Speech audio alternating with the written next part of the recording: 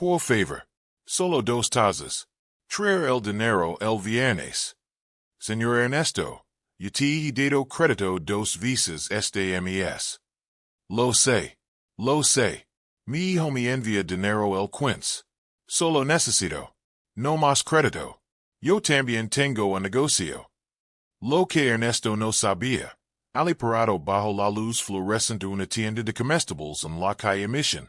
Era que su hijo ya estaba estacionado afuera, con el motor encendido, observando todo a través de una ventana empanada por la lluvia. Lo que no sabía era que, 14 meses después, el hombre detrás de ese mostrador estaría sentado a un metro de él en una habitación con paredes revestidas de madera, llorando decir la verdad. Que herias es hay descubrirás, que la persona que pedía arroz lo habían robado to do alguien con un apellido conocido. Mi nombre es Daniel Reyes. Tengo 34 años. Durante la mayor parte de mi vida, creo que la sangre era la única duda que nunca se reclamaba. Que la familia, para lo que para, no digería que la familia para hambra. Estaba equivocado. Why necesito ver mi padre de 61 años contar monedas en el mostrador de una tienda para entender exactamente cómo? Quédate aquí, porque lo que descubrí en las 3 semanas posteriores a esa noche va a cambiar tu forma de pensar sobre las personas más cercanas a ti. Era martes, 14 de octubre, 1842. Recuerdo la hora porque estaba impresa en el recibo que recogí del pavimento mojado frente a la tienda de comestibles Manlapaz en Mission Street en Daly City, California. Un recibo por 2 tazas de arroz jasmine, $1.80, añadido con tinta roja porque la transacción nunca se realizó. Salí en coche de mi apartamento en South San Francisco para devolver una caja de herramientas que mi padre me había pedido prestada.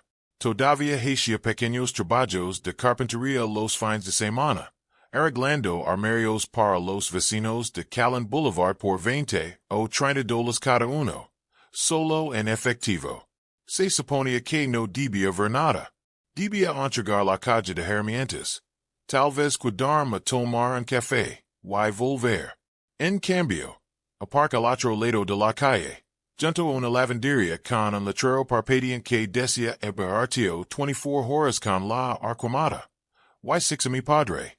Un hombre que solía trabajar 60 horas semanales como maquinista durante 15 años en una fábrica cerca de Bayshore Boulevard. Un hombre que me enseñó a cambiar una lanta cuando tenía 11 años. De pie en un mostrador, y pedirle un desconocido 2 tazas de arroz a crédito. Lavaba puesta la chaqueta marrón.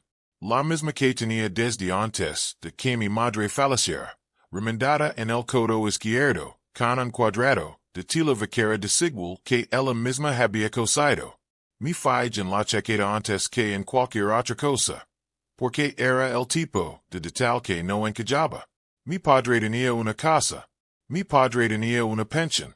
Mi padre no debería haber tenido que pedir arroz a nadie. Me quedé sentada en ese coche 4 minutos sin moverme. 4 minutos y es mucho tiempo cuando las manos no dejan de temblar sobre el volante. Luego los 6 darse la vuelta, con los hombres quedos, y salir a la lluvia con las manos vacías. No toque la bocina. No lo lame por su nombre. Salí del auto. Cruz la calle Mission con el semáforo en rojo y dije lo único que se me ocurrió. Papa. Se giro. Y por un segundo, solo uno. Su rostro hizo algo que jamás lo había visto hacer. Se estremeció. Como si lo hubiera sorprendido haciendo algo vergonzoso. En lugar de algo que debería haber avergonzado a todos menos a él. Daniel. ¿Qué haces aquí? Te traje tu caja de herramientas dije. ¿Qué está pasando? ¿Por qué estabas? No es nada, dije demasiado rápido. Un pequeño problema con mi tarjeta. Venga, te vas a resfriar si te quedas aquí parado. Y esa noche no hablamos de eso.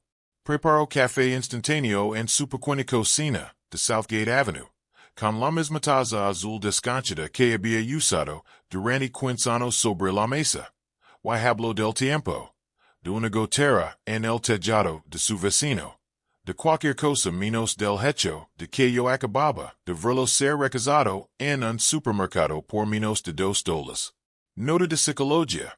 Investigadores que estudian lo que a veces es el comportamiento de ocultamiento de la dignidad se ha observado que los adultos mayores que experimentan pérdidas económicas repentinas suelen mantener sus rutinas y apariencia habituals. Cuidado personal, conversations trivials, rituals familiars, precisamente para evitar que sus familiars detecten la crisis. Esta actuación de normalidad se convierte, en sí misma, en una forma de protección. Todavía no conoce ese término. Lo único que sabía, mientras conducía a casa que esa noche con los limpiaparabrisas luchando contra la lluvia en la carretera 280, era que algo andaba muy mal, y que mi padre, un hombre orgulloso, un hombre reservado, preferiría morirse de hambre en silencio antes que discernir por qué. Todavía no sabía que la respuesta tenía un nombre, y que ese nombre era el de alguien quien había llamado hermano toda mi vida. Estaba mal. Para entender cómo mi padre acabó pidiendo arroz en Mission Street, hay que remontar 3 años atrás, a una tarde primavera de 2023, en una pequeña oficina encima de una lavandería en Junipero Serra Boulevard, donde mi padre firmó un documento que nunca debió haber firmado. Su nombre es Ernesto Reyes. Tiene 61 años. Durante 32 años, trabajó en la línea de montaje de una planta de mecanizado cerca de Bayshore, legando a casa cada noche oliendo a verrugas de metal y refrigerant, con las manos agrietadas en los nudillos por el frío del acero. Mi madre, corazón, limpiaba casas en Millbrae 3 días a la semana hasta que el cáncer se la libró en 2019. Después de su muerte, mi padre hizo algo que no entendí del todo en ese momento. Dejó de gastar dinero en casi todo. Nada de ropa nueva. Nada de comer fuera. Siguió conduciendo el mismo Toyota Camry de 2004 con 210.000 millas, con la luz de viria del motor encendida permanentemente como una pequeña estrella naranja en el tablero que había aprendido a ignorar. Pensaba que simplemente era ahorrativo. Quizás estaba de luto, a su manera silenciosa. Lo que no sabía era que estaba ahorrando, medicament, en silencio, para algo de lo que nunca me habló hasta que yo lo había perdido. Mi hermano menor Marco, tiene 29 años. De niño, Marco era el que hablaba rápido y sonaba a lo grande, el que siempre tenía un plan que tardaría 6 meses en cumplirse. Inversión en criptomonedas. Un camión de comida que duró 4 meses en Grand Avenue en South San Francisco antes de que el inspector de sanidad lo clausurara 2 veces. Una empresa de fondos para móviles que existe principalmente como un logotipo y una página de Instagram con 340 seguidores. En cada ocasión, mi padre me ayudó. Unos miles por aquí. Un préstamo como able por ala. Yo solía decirle a mi padre que lo estaba consentiendo. Él solía decirme que un padre no puede dejar de creer en su hijo solo porque es inconveniente. En marzo de 2023, Marco le propuso a mi padre una nueva idea, una lavandería y una pequeña tienda de comestibles en Junipero Serra, en un local que lavaba 8 meses vacío. Lo dijo que tenía un socio, un contrato de arrendamiento listo para firmar, y que necesitaba $47.000 para cubrir el depósito. El equipo y 3 meses de alquiler de reserva. Mi padre no disponía de esa cantidad de dinero. Lo que sí tenía era la casa en Southgate Avenue, pagada en 2016 y valorada, según la tasación que Marco le presentó, en unos $610.000. Marco no le pidió que vendiera la propiedad. Le pidió que firmara unos documentos que le otorgaban un poder notarial sobre asuntos comerciales y patrimoniales. Temporal, según dijo, para que Marco pudiera obtener una línea de crédito hipotecario en nombre de ambos, sin que mi padre tuviera que ir al centro cada vez que necesitara firmar algún papeleo. Mi padre, cuyas gafas de lectura y tienen tres graduaciones desfasadas, y su confianza en su hijo era tan grande, que jamás se lo ocurrió que un abogado revisara nada. Firmo donde Marco lo indicó. Yo no estaba allí. Mi antir de la lavandería meses después, de pasada. Como suele pasar cuando uno es entera de casi todo en una familia que no habla de dinero. Una vez, durante la cena, lo pregunté mi padre si Marco y lo había devuelto el dinero. Mi padre sonrió con esa sonrisa que siempre usaba para terminar una conversación y dijo. Y es una inversión en la familia. De eso no se obtienen intereses. Los psicólogos llaman a esto el refugio de protección de la herencia. Un patrón en el que los padres ancianos, sobre todo aquellos que han sufrido pérdidas importantes, asumen riesgos financieros en nombre de un hijo adulto específicamente para preservar la apariencia de unidad familiar, incluso cuando todo indica que el riesgo no es prudente. El padre no está invirtiendo en el negocio. Está invirtiendo en no ser quien permitió que la familia se desintegra. Lo que ninguno de nosotros sabía. Yo, mi padre, posiblemente siquiera Marco al principio, era que la línea de crédito hipotecario que Marco había solicitado no era de $47,000, sino de $138,000. Y el acuerdo de la lavandería fracasó en junio, 4 meses después de la firma de los documentos, cuando el socio de Marco desapareció con el depósito del equipo, y nunca más se supo de él. Mi padre no se lo contó a nadie. Siguió pagando el mínimo de una línea de crédito que no recordaba haber firmado por completo, usando su pensión y su seguridad social, mes tras mes, mientras Marco lo decía. Me enteraría más tarde, en una conversación que no se suponía que debía escuchar, que lo estaba controlando. Que un nuevo acuerdo estaba casi listo. Que mi padre solo necesitaba tener un poco más de paciencia. Para septiembre de 2024, 13 meses después de la firma de los documentos, mi padre había dejado de pagar 2 cuotas de la línea de crédito hipotecario. El banco comenzó a enviar notifications a la casa en Southgate Avenue. Marco, que aún conservaba una leve y seguía revisando el buzón los días que lo visitaba, se aseguró de que esos sobres nunca llegaran a la mesa de la cocina de mi padre. Y esa era la parte que aún no comprendía. Parada afuera de la tienda de comestibles manlapas bajo la lluvia. Mi padre no solo andaba corto de dinero esa semana. Lavaba 13 meses malgastando dinero en un pozo sin fondo creado por el hijo, en el que se negaba a dejar de creer, y había decidido, en algún momento, que la única persona que jamás se enteraría sería yo. Sigo escuchando, porque lo que descubrí 3 días después de aquella noche en el supermercado no solo explicaba lo del arroz. Explicaba el número exacto escrito al pie de una carta que mi padre había escondido dentro de una lata de café en su garage. Un número que cambiaría todo lo que quería saber sobre mi propio hermano. 3 días después de ver cómo recasaban a mi padre en aquel mostrador, volví a la casa de Southgate Avenue con una excusa preparada. Le dije que quería revisar el calentador de agua, que lavaba meses haciendo un ruido extraño. En realidad, lo que quería eran 5 minutos a solas en aquel garage. Lo encontré dentro de una lata de Folgers en el estante superior. Detrás de una hilera de frascos de conservas que mi madre solía llenar de botones. No era dinero en efectivo. Eran papels, doblados en 4, suaves en los pliegues por haber sido abiertos, y cerrados demasiadas veces. Un aviso de Golden Pacific Credit Union. Fechado en agosto de 2024, dirigido a Ernesto Reyes, sobre una línea de crédito hipotecario por un monto de $138,400. Vencido. 2 pagos, que suman $2,940. Y debajo, una segunda carta, más reciente, fechada 3 semanas antes de que la encontrara. Una notificación formal de intención de acelerar el préstamo hacia la cuenta no se ponía al día en 30 días. 30 días. Hice los cálculos al mismo. En aquel garage.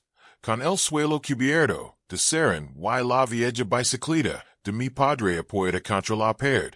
Los 30 días se acabarían el 9 de noviembre. Me senté en un subvolcado, y leí ambas cartas dos veces. Y entonces comprendí algo que me revolvió el estómago como no lo había sentido desde la semana en que murió mi madre. Mi padre no estaba pasando apuros económicos. Le faltaban 17 días para perder lo único que le quedaba totalmente pagado. Totalmente suyo. La casa que había comprado con mi madre en 1998 por $187,000, cuando en Daly City todavía había terrenos donde se podía construir una vida sin necesidad de dos sueldos solo para pagar la luz. A la mañana siguiente llamé a la cooperativa de crédito, fingiendo ayudar a mi padre a organizar sus archivos. Y una representante llamada Priya confirmó lo que yo me dicen las cartas.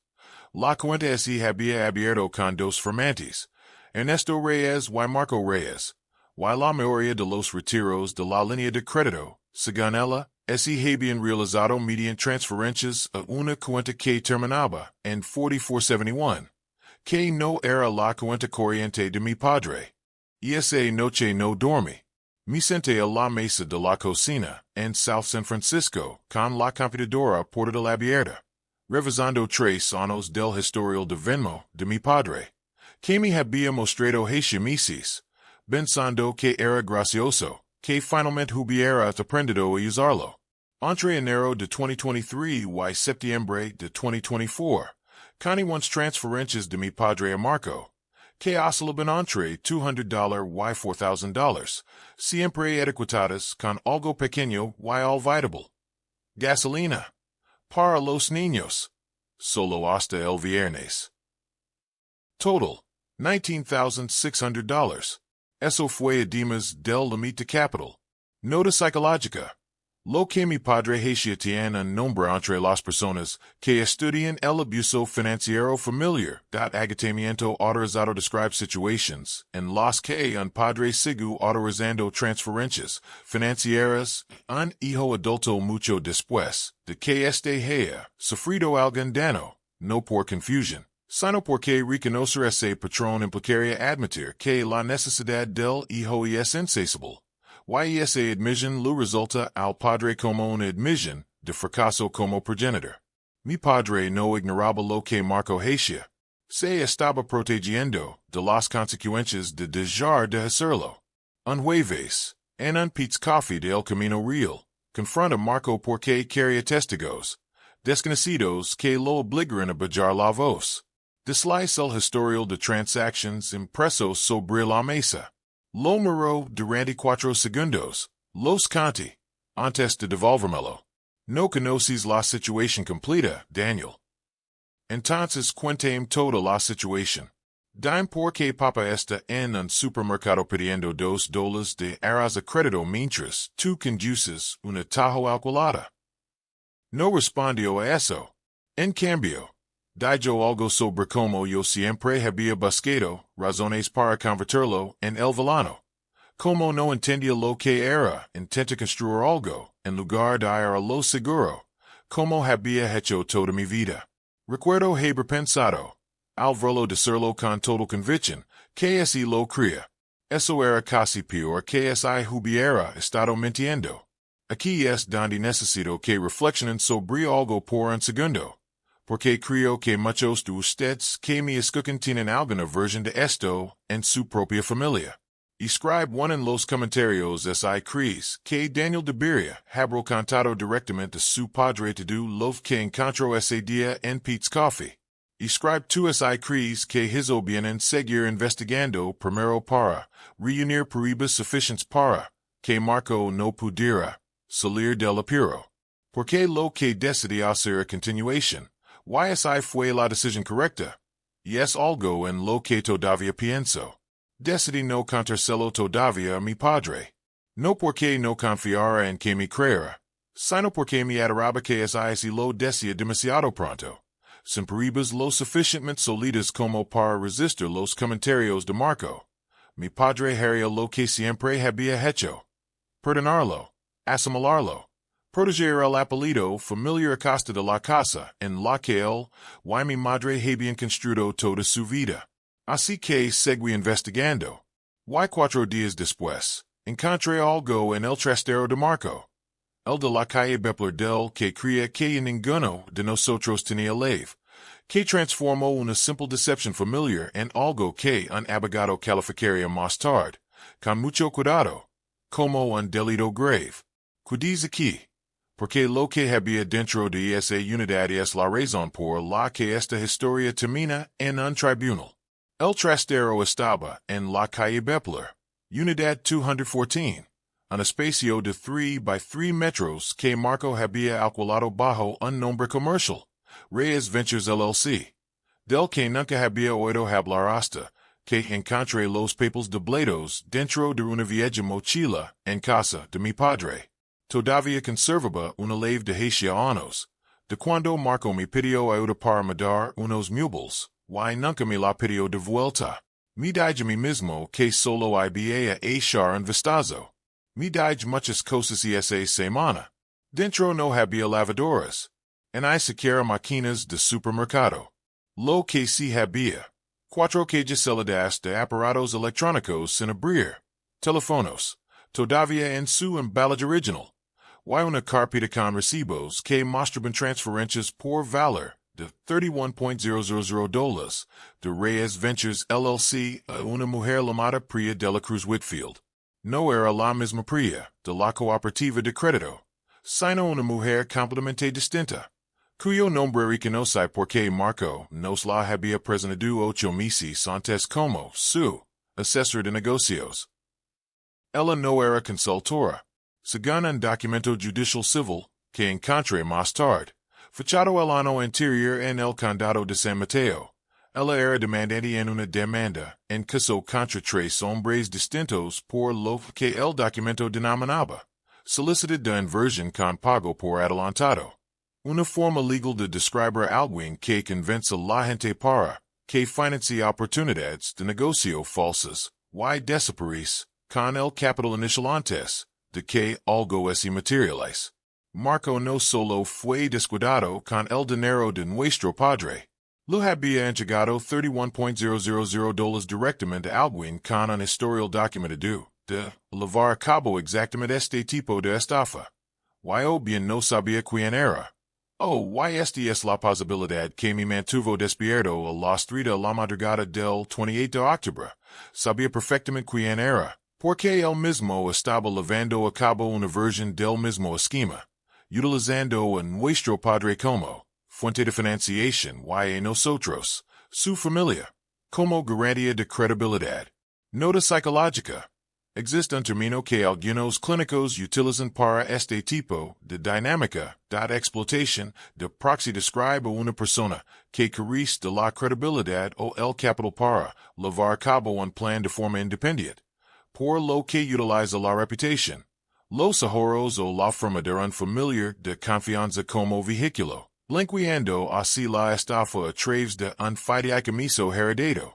Marco no habría podido conseguir que un desconocido cediera $138.000 en acciones. Pero nuestro padre no era un desconocido. Era un hombre que había pasado 61 años creyendo que dudar de su hijo era una falta moral. El 1 de noviembre lev toda la documentación a una abogada llamada Renata Ose, cuyo despacho estaba encima de una clínica dental en Hillside Boulevard, en Daly City. Me la había recomendado una compañera de trabajo que la había contratado para un asunto completamente ajeno. Estuvo revisando la carpeta de durante unos minutos sin decir palabra, y entonces pronunció la frase que me hizo comprender la gravedad de la situación por primera vez. Su hermano podría haber cometido abuso financiero contra una persona mayor, según el artículo 15,610.30 del Código de Bienestar y Instituciones de California. Su padre necesita saberlo todo, y necesita saberlo antes de que expire el plazo de 30 días. quedan 9 días. Se lo cani a mi padre un domingo por la mañana, sentados a la mesa de la cocina, con la misma taza azul descanchada entre nosotros. Lumos de los extractos bancarios impresos, las fotos del trastero, y la demanda contra Priya de la Cruz Whitfield. Observa un hombre que había trabajado 32 años con un torno, sin sufrir un solo accidente laboral. Quedarse completamente inmóvil durante casi 2 minutos, mirando fijamente una fotografía de cajas de teléfonos, sin abrir en un trastero, suya existencia desconocida. Mi dijo que ya casi estaba listo. Dijo mi padre finalmente. Su voz no es alivo. Eso fue lo que no esperaba. Su silencio. Mi dijo hace 3 semanas que ya casi estaba listo. Papa. No hay lavandería. Nunca la hubo, en realidad. Why puede que no haya manera de que recuperes nada a menos que lo demands legalmente ahora, antes de que el banco se quede con la casa? No loro. Quiero dejarlo claro, porque creo que la gente espera esa reacción. Why no ocurrió. En cambio, ese levanto, fue al fregadero, why lavó la misma taza de café, que ya estaba limpia, pasando el pulgar por la muesca del board. La misma que lavaba Ali desde 2011, de un lado a otro, 3 o 4 veces, como sus manos necesitaran algo familiar a lo que aferrarse mientras el resto de su cuerpo procesaba lo que sus ojos acababan de leer. ¿Qué hacemos? Dijo. No era una pregunta. Era como abrir una puerta. Solicitamos una audiencia de emergencia el 4 de noviembre, 5 días antes de la fecha límite del banco. Pidiendo una orden de restricción temporal contra el uso continuado del poder notarial por parte de Marco, y una rendición de cuentas sobre el destino de los $138,400 retirados. Renata nos advirtió que sería un proceso complicado. Marco tendría que comparecer. La familia se enteraría. Mi tía en Vallejo, mis primos, la gente que aún creía que Marco estaba construyendo algo. Mi padre firmó el documento con una mano más firme de lo que esperaba. Luego me miró, y dijo lo único que importaba en ese momento. Debería haber hecho caso hace 3 años. No lo sabías, dijo. No quería saberlo, dijo. Hay una diferencia, Daniel. Y casi nos costó la casa. La audiencia estaba programada para el 12 de noviembre en una sala del Tribunal del Segundo Piso del Tribunal Superior del Condado de San Mateo, en la calle Hamilton. Lo que ninguno de nosotros sabía aún. En mi padre, yo, siquiera Renata, era que el caso civil de Priya de la Cruz Whitfield también se había programado para una audiencia relacionada y esa misma semana. Y que el juez asignado a la petición de emergencia de mi padre era el mismo juez que había leído, en un expediente completamente aparte, su nombre vinculado al de Marco. Quédate aquí, porque lo que ocurrió en esa sala del tribunal el 12 de noviembre es algo en lo que sigo pensando todos los días. La sala del tribunal, en el segundo piso del Tribunal Superior del Condado de San Mateo, en la calle Hamilton. Olía alfombra vieja, y toner de empresa. Mi padre lavaba puesta su única chaqueta buena. No la maran con el codo remendado, sino la azul marino que guardaba para funerals, y mi graduación universitaria. Y estaba sentado con las manos cruzadas sobre la mesa. Como un hombre que espera un diagnóstico. Marco llegó unos minutos tarde, con una chaqueta que no reconoce. Acompañado de un abogado que claramente había contratado a toda prisa. Un joven que no paraba de revolver papers como si aún estuviera aprendiendo que caso defendía. Mi tía de Vallejo estaba allí. 2 primos. Una amiga de la familia, la señora Delfin, que conoce a mi madre desde 1994 y había conducido 40 minutos porque, según dijo, necesitaba verlo con sus propios ojos. Renata comenzó detalando la cronología. El poder notarial firmado en marzo de 2023. la línea de crédito de $138.400, las once transferencias de Venmo por un total de $19.600, el trastero en la calle Bepler, y los $31.000, que así lo habían entregado a una mujer llamada Priya de la Cruz Whitfield. Cuando pronunció ese nombre en voz alta, observe como la jueza, una mujer llamada Jueza Catherine Voss, según el cartel que tenía delante, así quedaba inmóvil, de una forma que no así correspondía con la atención habitual en unas salas de audiencias. Lo pidió a Renata que repitiera el nombre. Renata lo repitió, Priya de la Cruz Whitfield. Ese nombre así mencionó en este tribunal en un procedimiento aparte esta semana. Dijo el juez Voss. Y seni la mano de mi padre agarrarse al borde de la mesa. Abogado, quiero entender la relación entre el hijo de su cliente y el acusado en el caso 24 CV 01187 del condado de San Mateo. El abogado de Marco Salacito en reciso. El juez lo denegó. Lo que salió a la luz en los siguientes 40 minutos no es ilimitaba a la casa de mi padre. Resultó que de la Cruz Whitfield había repetido este mismo patrón con al menos otras dos familias en los últimos 14 meses. Una oportunidad de negocio, presentada a un hijo adulto, quien luego así la presentaba, con total sinceridad, un padre con capital disponible. Marco no era su artífice. Según los registros que Renata había consultado la noche anterior, era su tercera fuente de financiación confirmada en 15 meses, y el trastero lino de teléfonos sin abrir era inventario de otro negocio, fallido completamente distinto, algo que Marco aparentemente había intentado rescatar por su cuenta después de que el dinero de la lavandería desapareciera, utilizando más transferencias de Venmo de mi padre para ello. Nota de psicología. Los investigadores y clínicos que estudian estos patrones a veces llaman a la persona en la posición de Marco en explotación de puentes, alguien que no es el cerebro del fraude, pero que así vuelve esencial para él, porque aporta lo único que el verdadero estafador no puede fabricar, la confianza heredada. Marco creyó, hasta esa misma mañana, que estaba un paso de hacerlo desaparecer todo antes de que nadie se enterara, y esa creencia es precisamente en lo que confían hombres como los demás socios de Priya. El puente no necesita saber que es un puente, solo necesita mantenerse en pie. Mi tía dio audiblemente cuando Renata leyó la cifra total en voz alta. Perdidas combinadas en todas las transferencias documentadas. $189.400. Vi como dos de mis primos se volvían para mirar a Marco. Y no mi padre. Por primera vez desde que nos habíamos cenado. Marco intentó hablar. Su abogado le puso una mano en el brazo. Él así la quitó. Había pagarlo, dijo, poniéndose de pie. Con la voz quebrándose como nunca antes lo había oído en 29 años. Papa había arreglarlo. Solo necesitaba tiempo. Mi padre no se puso de pie. No alzó la voz.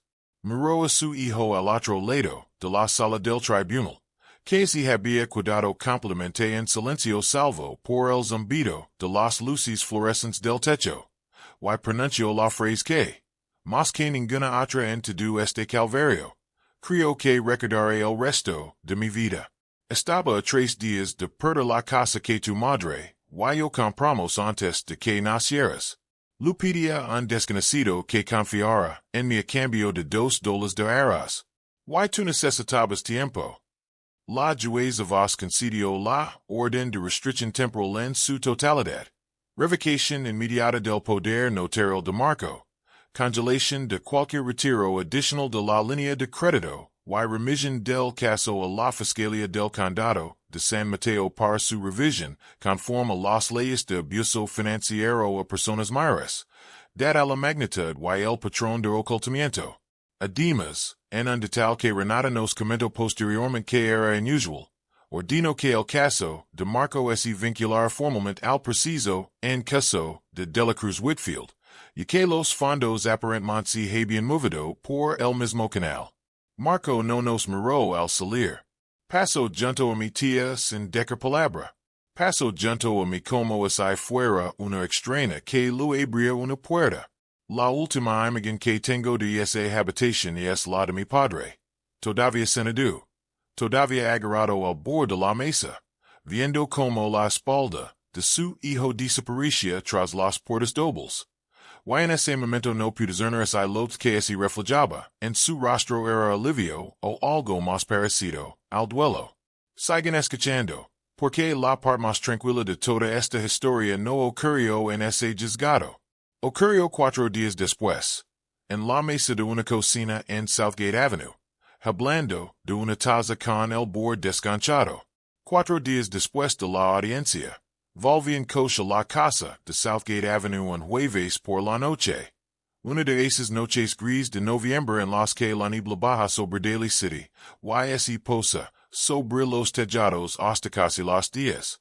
Mi padre estaba sentado a la mesa de la cocina, la misma mesa, con la misma taza azul descanchada delante, solo que esta vez estaba vacía y no bebía de ella. Simplemente la sostenía. Juan me llamó la fiscalía, dijo, antes incluso de que me quitara la chaqueta. Van a abrir un expediente. Renata dice que podría tardar un año. Quizás más. Eso está bien, papa. Eso es lo que queríamos. Lo sé. Gira la taza lentamente sobre la mesa. Un cuarto de vuelta. Y luego la volvió a colocar en su sitio. Sigo esperando sentir que esto es una victoria, Daniel. Pero no se siente como una victoria. Me senté frente a él. No lo corregí. Para entonces, entendí que no existe una versión de esto en la que mi padre pudiera ser triunfante. Había recuperado la casa. Había puesto en marcha un preciso legal que, con el tiempo, podría recuperar una parte de los $189.400.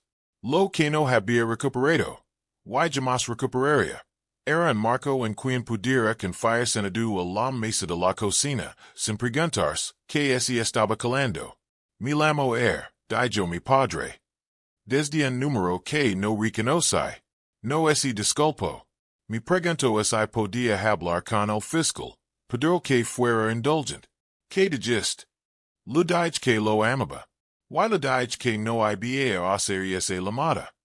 Me miró y, por primera vez desde el 14 de octubre, sus ojos se humedecieron, aunque no derramó en una lágrima.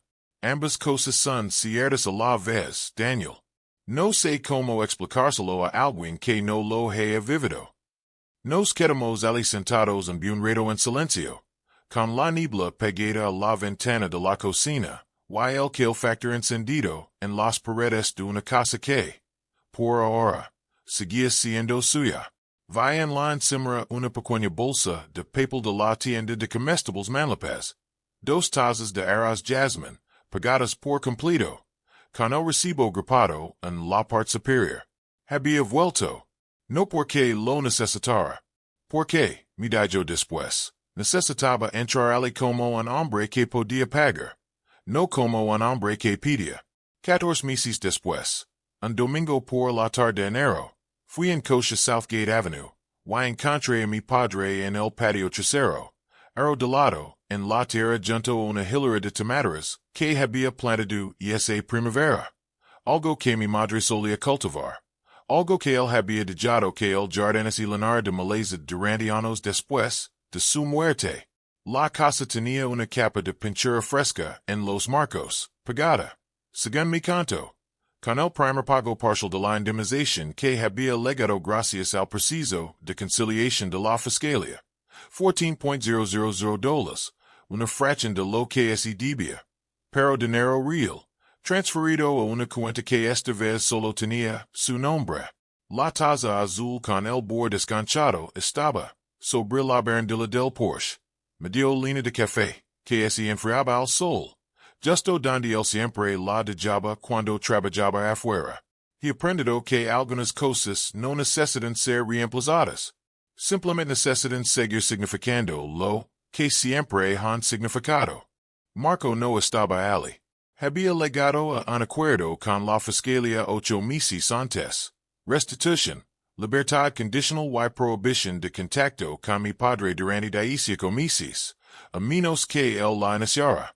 Mi padre no la ha iniciado. A veces habla de Marco, con una voz desprovista de IRA. Solo con una especie de tristeza cansada. Como cuando se habla de alguna quien, onde se está aprendiendo a llorar sin que haya muerto. On lo quiero. Mi dijo mi padre aquel domingo, sacudiendo la tierra de las rodillas. Simplemente no confío en él. Antes pensaba que esas dos cosas no podían convivir. Resulta que sí pueden. Solo que no es un lugar cómodo para vivir. Esto es lo que quiero decirles, es han legado hasta aquí. Existe una forma de lealtad que se asemilla al amor, pero que en realidad es mito.